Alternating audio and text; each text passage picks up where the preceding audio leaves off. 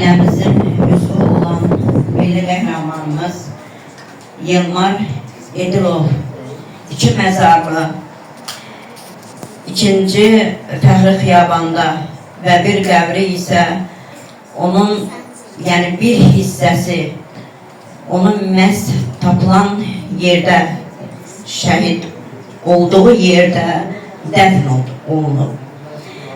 Və həm də mən bugün bir hərbiçi anası kimi burada iştirak edirəm. Müharibə başlandığı gündən bugünə qədər öz gücü, fəaliyyəti ilə fərqlənən hərbiçi anası kimi. Mən Xocalıdan qaçqın düşmüş əzizlərimizin şahidçisi kimi iştirak edirəm. Və mən fəxr edirəm analarımızla bu qədər çətinliyə, bu qədər acı günlərə onlar dözüş gətirdi, dözdülər. Onların qarşısında mən baş əyirəm bir şəhid bacısı və bir hərbiçi anası kimi və bir müəllimə kimi. Çünki mən bunları görə öz şagirdlərimə gələcəyi parlaq olan bir dünya bağışlamaq istədim. Və onların torpağımıza, dövlətimizə bağlılığını, onların şəhidlərimizdən bir nümunə götürməsini əldə etmək istədim. Və müəllimlərimizə bugün öz təşəkkürümüzü bildiririk, analarımızla bərabər. Çünki məhz bugün torpaqlarımızın geri qayıtmasında onların rolu çox böyük oldu. Hər ikisinin tərbiyə verdiyi mərd oğullar böyüdü ki, onlar torpaqlarımıza geri qayıtdılar. Bugün analarımızın başı ucadır, atalarımızın başı ucadır, onlar fəxr edirlər övladları ilə. Biz yaddan çıxartmamalıyıq ki, əgər torpaq üzərində qan varsa o vətəndir. O torpaq deyil ki, orada şəhidi olmayan. O torpaq üzərində qan tökülməyən. İllər boyu, əsrlər boyu o torpaqlar bizə məhz qan bahasına gəlib çatıb. Biz də gələcək nəslimizə ötürməliyik. Şəhidimizin bugün qızı iştirak etdi, bir müəllimə kimi. Sizə uğurlar arzu edirəm. Atanız əlbəttə ki, böyük zirvələr fəth etdi. O torpağı, anası, sizi biz anaların yolunda məhz atanız kimi məğrur, dönməz, əyilməz övladlar bəxş edəsiniz. Bu yolda hər birinizə uğurlar arzu edirəm. Və anamızın əlindən öpürəm, elə bir igid övlad böyütdüyü üçün, xalqımıza bəxş etdiyi üçün. Və biz əlbəttə ki, şəhidlərimizin ruhu qarşısında baş əyirik. Bizə bu dünyanı bəxş etdi. Bizə bu torpaqları bəxş etdi. Bizə insanlığı bəxş etdi. Biz bütün burada döyüşçü yoldaşlarımız iştirak edir. Onlar canlı şəhidlərimizdir. Biz onların qarşısında baş əyirik.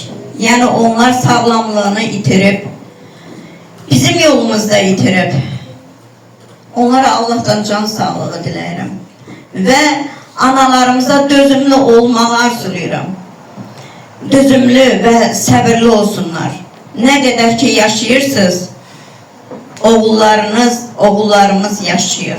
Allah sizə ömür versin.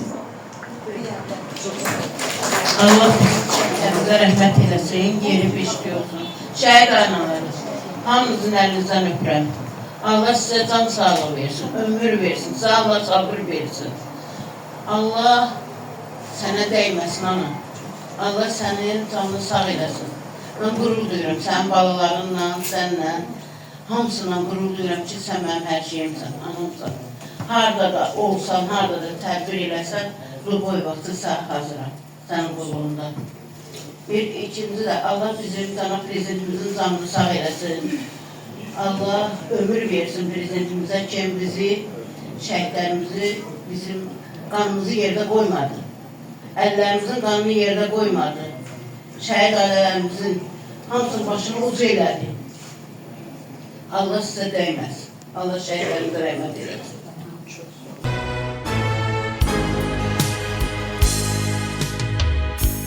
Nifrete çevrildi bakışlarınız, kanlı seçilerden akışlarınız, güllere garg olmuş baştaşlarınız, namusun gayretin taşı şehitler.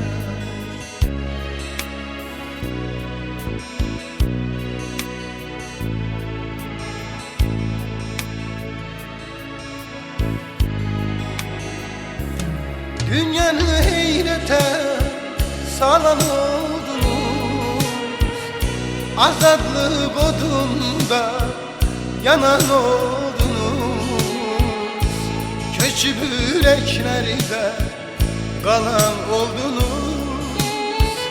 Unutmak olar mı sizi şehitler? Dünyanı heyrete salan oldunuz, azadlık odunda yanan oldunuz, köçüp yüreklerde kalan oldunuz. Unutmak olar mı sizi şehitler? Unutmak olar mı sizi şehitler?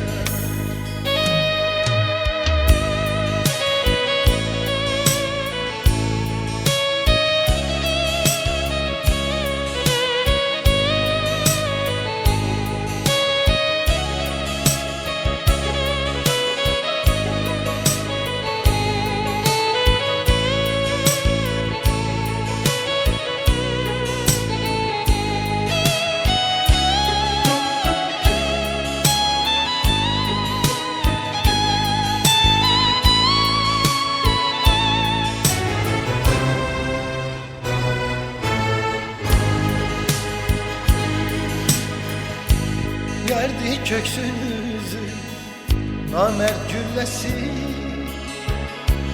dondu dilinize vatan nağmesi.